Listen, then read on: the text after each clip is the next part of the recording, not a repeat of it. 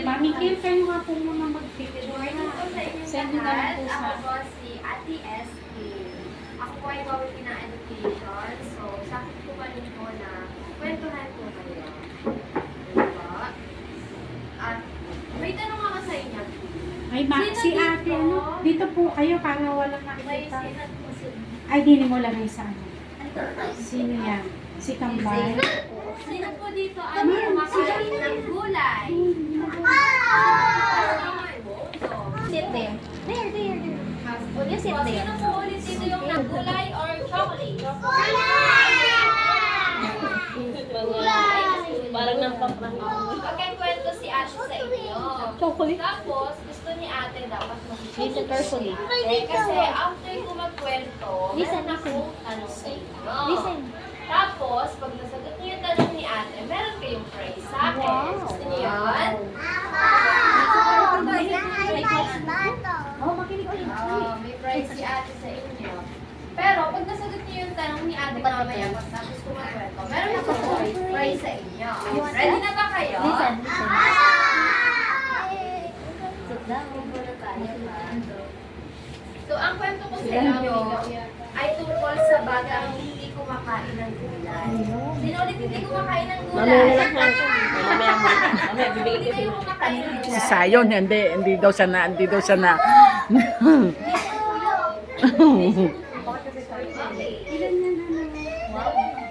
May isang bata. Ang pangalan niya si Toby. Si Toby ay isang batang mahilig sa matatamis or sa candies at maaalat na pagkain. Hindi niya gusto ang gulay.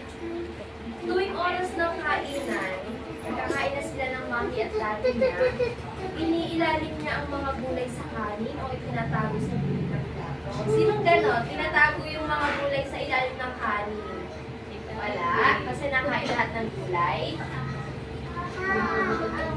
Sabi ng nanay ni Toby, anak, subukan mo naman ang gulay. Sabi ng nanay niya, masustansya ito at nakakatulong para tayo ay tumakas. Sabi ni Toby, hindi po nanay, ayoko po ng lasa nito.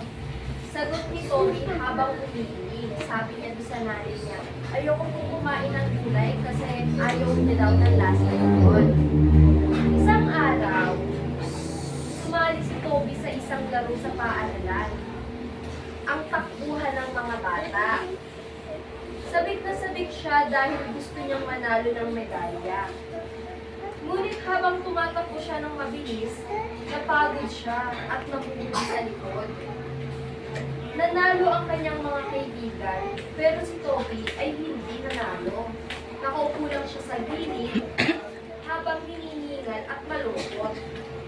Bakit kaya ang tinako? Tanong niya sa sarili. Nagtatanong si Toby sa sarili niya. Sabi niya, bakit kaya hindi ako nanalo? Bakit kaya ang tinako? Kinagabihan, kinausap siya ng nanay niya.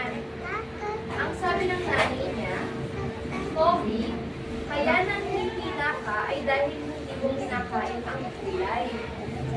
Ito ang nagbibigay ng lakas at tibay sa ating katawan. Noon pa po ninyo sinabi yan, pero totoo po ba talaga yun? Tanong ni Toby sa kanyang nanay. Sabi ng nanay ni Toby, o anak, subukan mo kumain. Bigyan natin ng pagkakataon ang gulay. Kinabukasan, sinubukan ni Toby na kumain ng gulay.